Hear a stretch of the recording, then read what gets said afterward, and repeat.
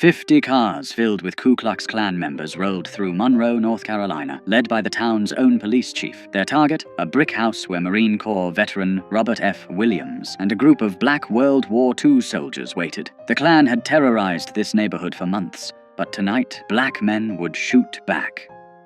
Monroe, North Carolina sat 30 miles southeast of Charlotte, a small textile town of 12,000 people where cotton mills provided jobs and Jim Crow provided the rules. The railroad tracks divided white from black, prosperity from poverty, safety from terror. On one side lived the people who ran the town, on the other lived the people who kept it running, cooking in white kitchens, cleaning white homes, working white-owned factories for a fraction of white wages. Robert Franklin Williams arrived back in Monroe in 1955, though calling it an arrival suggests he'd been welcome somewhere else. Born in this town on February 26, 1925, he'd grown up hearing stories from his grandmother, a former slave who'd given him his grandfather's rifle and told him what it meant to survive in a place that wanted you dead. His grandfather had been a Republican organizer during Reconstruction, publishing a newspaper called The People's Voice, until white violence made him choose between his voice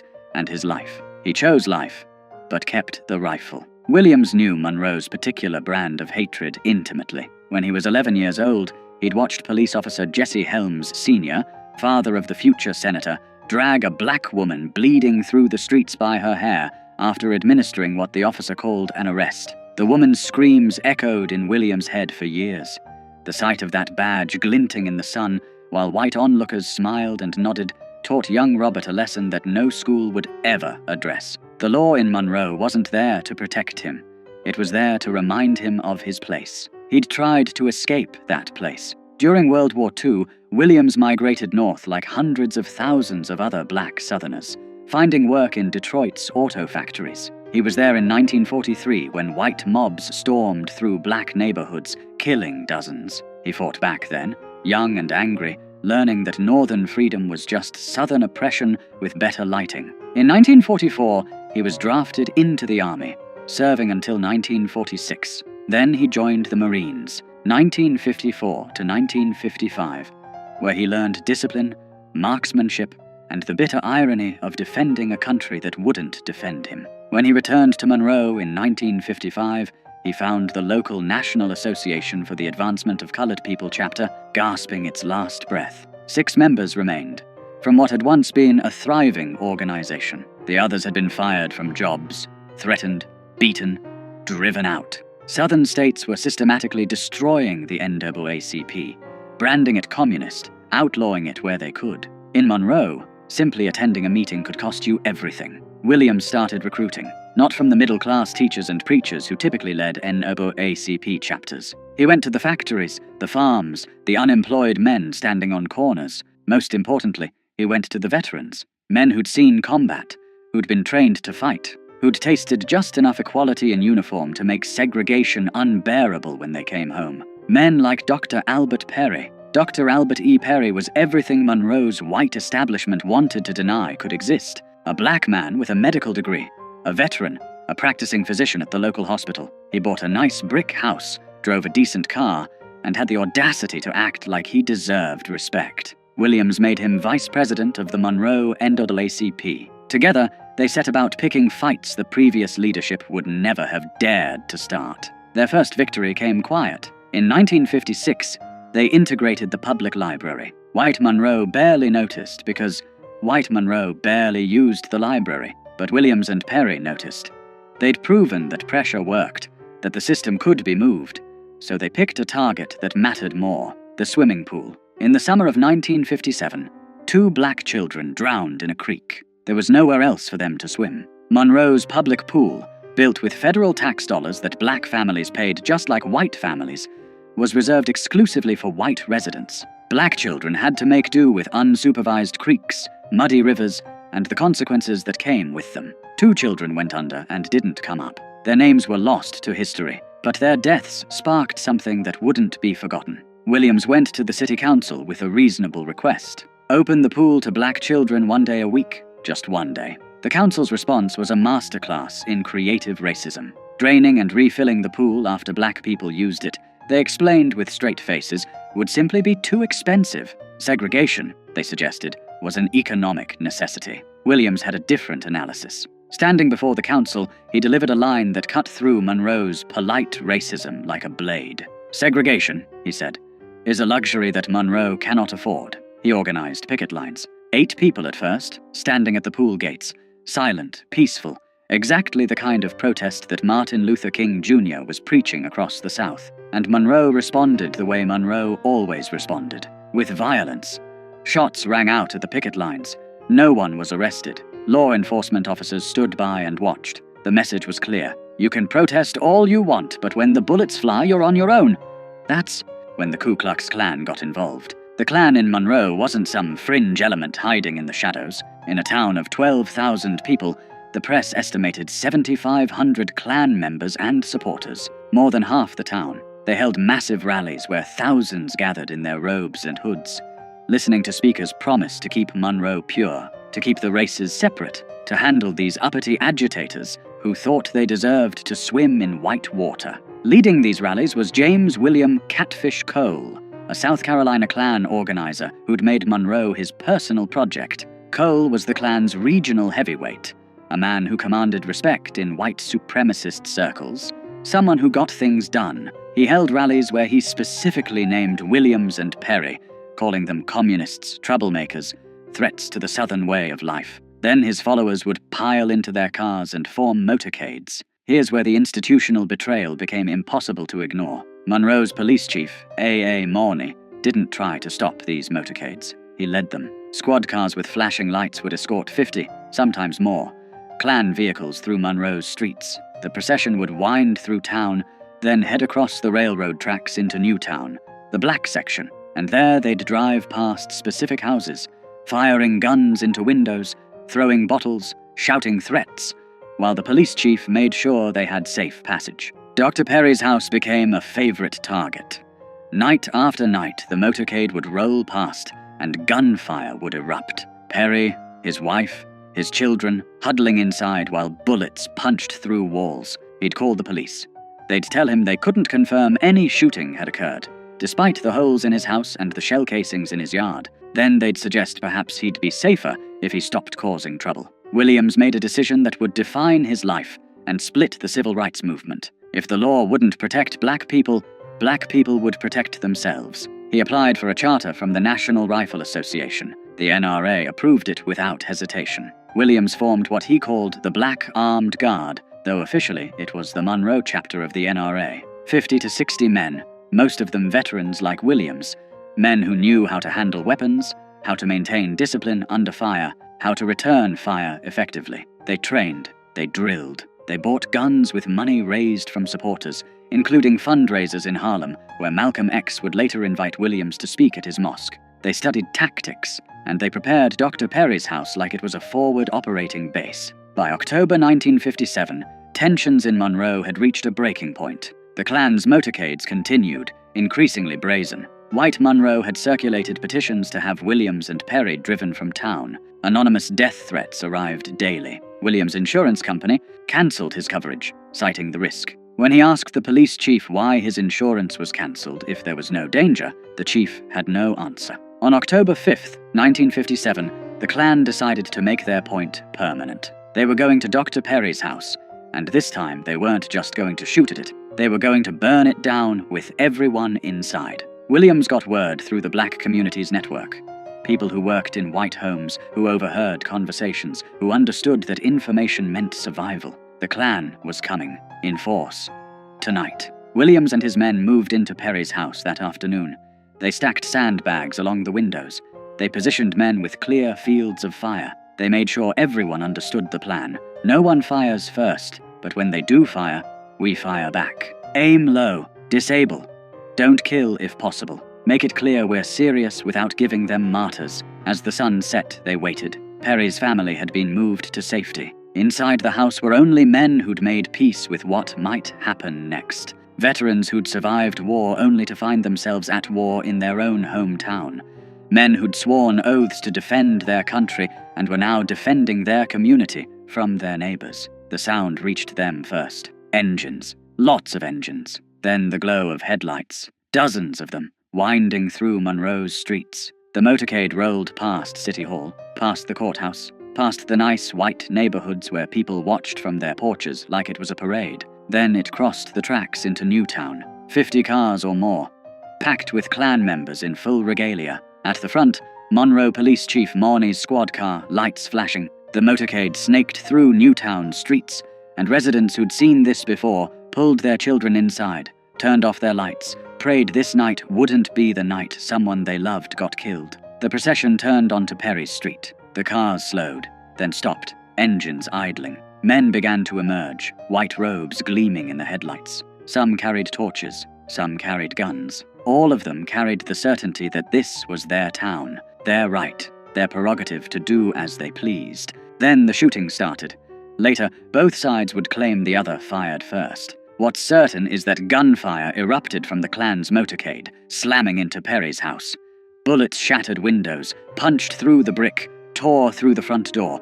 The roar was deafening, dozens of weapons firing at once. Inside the house, Williams gave the order. Fire! The response was disciplined, controlled, exactly what you'd expect from trained soldiers. Muzzle flashes erupted from Perry's windows. The veterans inside had positioned themselves for overlapping fields of fire. They aimed low, at car tires, at legs, at anything that wasn't lethal but would make their point crystal clear. The Klan had never experienced this. In all their years of terrorizing black neighborhoods, shooting into homes, burning crosses, inflicting violence with impunity, they'd never faced organized armed resistance. The psychological impact was immediate and total. These weren't victims cowering in the dark. These were soldiers returning fire. The Klan panicked. Men in white robes scrambled back to their cars.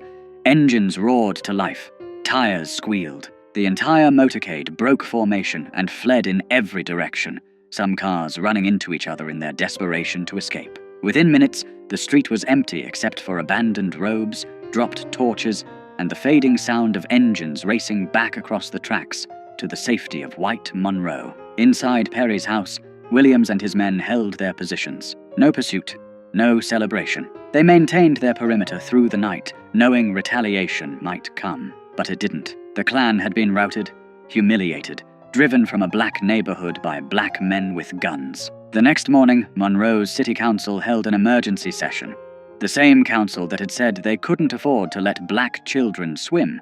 The same council that had turned a blind eye to months of Klan terrorism. They passed an ordinance effective immediately. The Ku Klux Klan was banned from Monroe without a special permit from the police chief. That ordinance was the first crack in Monroe's wall of white supremacy. Not because the council suddenly developed a conscience, but because armed black veterans had demonstrated something white Monroe couldn't afford to ignore. In Williams' own words, racists consider themselves superior beings and are not willing to exchange their superior lives for our inferior ones. They are most vicious and violent when they can practice violence with impunity. The shootout barely made the news. The Monroe Journal mentioned it briefly. 3 black newspapers covered it. The national press ignored it completely. Just 3 months later, when the Lumbee tribe would rout the Klan in a similar confrontation, national media would descend on North Carolina, Life magazine would run photo spreads, politicians would issue statements. But when black men defended themselves with guns, white America decided that story was better left untold. Williams understood why. As he'd later write, the national press played up the Indian Klan fight because they didn't consider this a great threat. The Indians are a tiny minority, and people could laugh at the incident as a sentimental joke. But no one wanted black people to get the impression that this was an accepted way to deal with the Klan, so the white press maintained a complete blackout about our fight. But word spread through black communities across the South. Veterans heard what had happened in Monroe. Working people heard. Young activists heard. The message was clear. Nonviolence was a tactic, not a suicide pact. You could advocate for peace while keeping a rifle behind the door. The October 5th.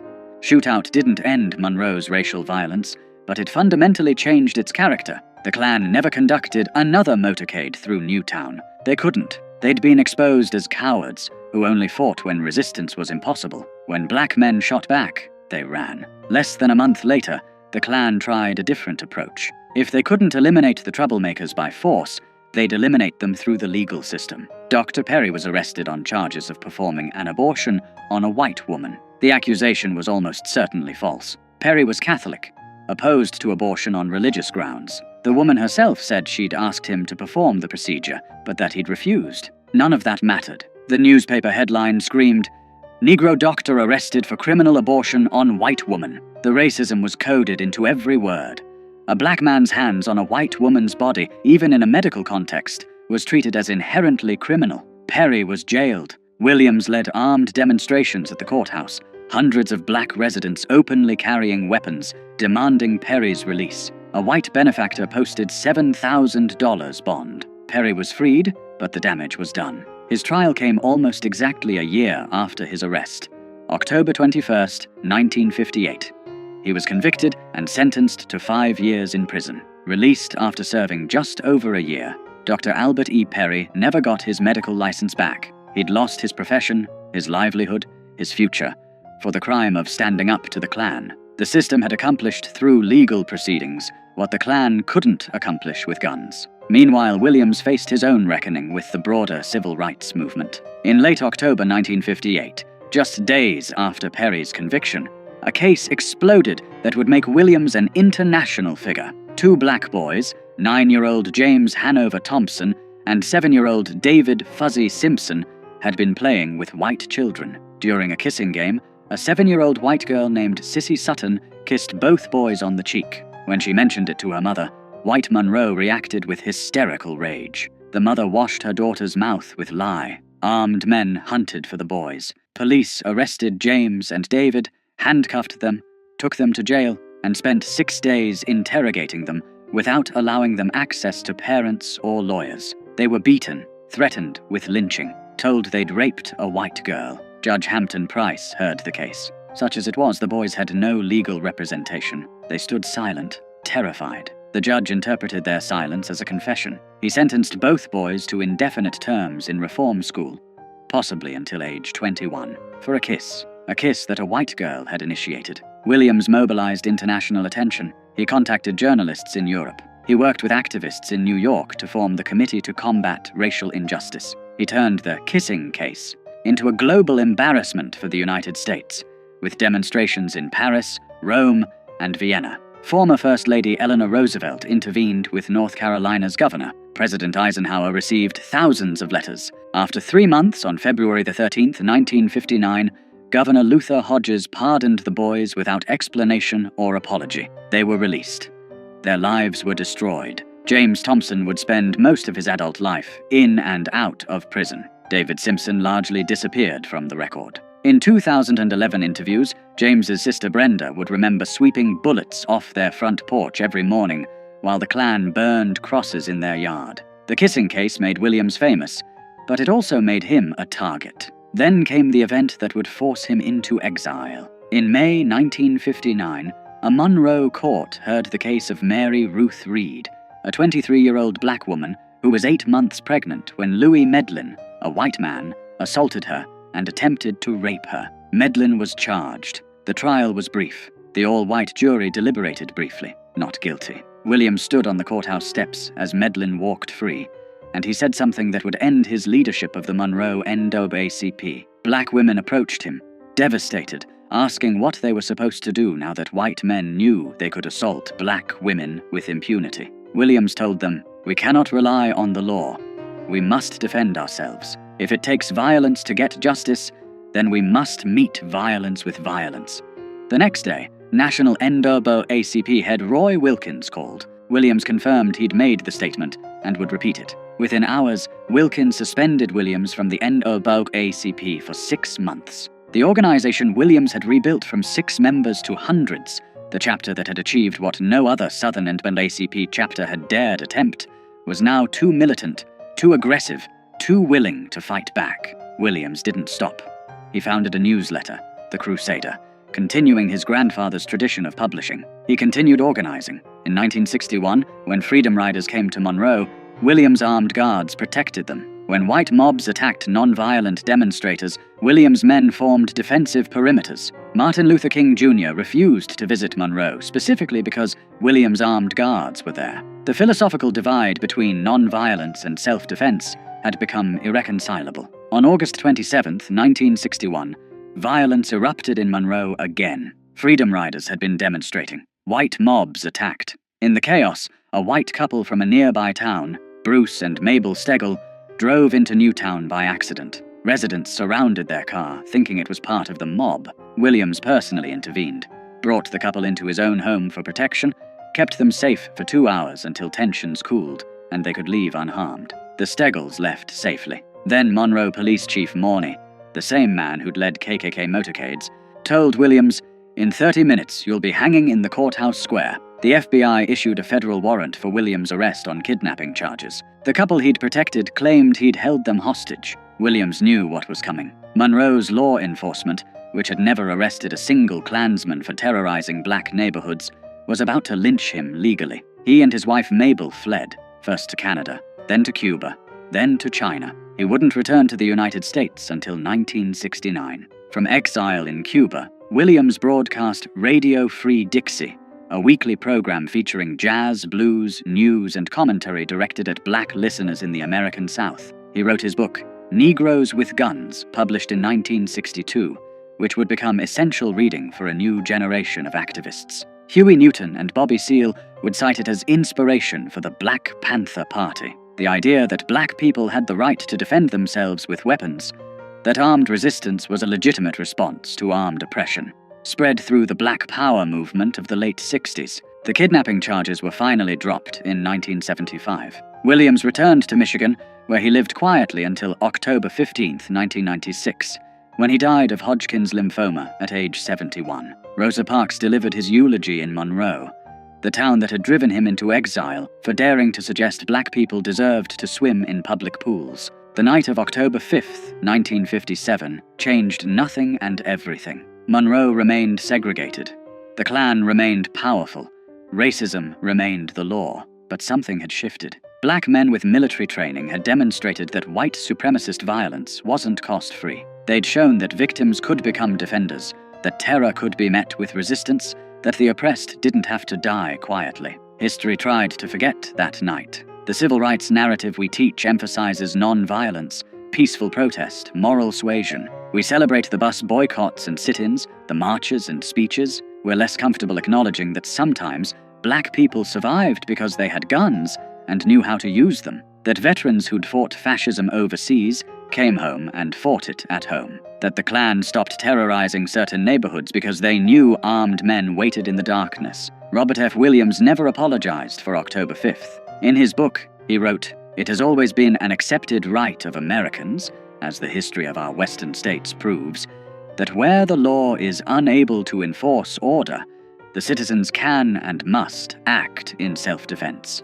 We asserted this right, and we did what the law officers refused to do. We stopped the terror. We stopped it permanently." The Monroe shootout poses an uncomfortable question for American history. How much of the progress we credit to moral appeals actually came from the threat of armed resistance? How many white supremacists backed down not because they'd seen the light, but because they'd seen what happened when black veterans shot back? How much of the civil rights movement's success depended on the unspoken pressure of men like Williams, proving that black communities could defend themselves if pushed too far? We'll never know for certain. What we do know is that after October 5th, 1957, the Klan never conducted another armed motorcade through Monroe's black neighborhoods. We know that the city council passed an anti-Klan ordinance the very next morning after refusing to act for months. We know that white Monroe's terrorism lost its impunity. And we know that black veterans, men who'd been told they weren't good enough to swim in public pools, proved they were more than good enough to stand their ground when armed mobs came calling.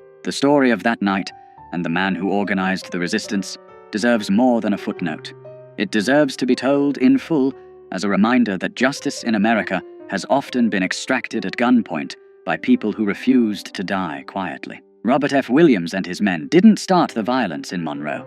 They just finished it.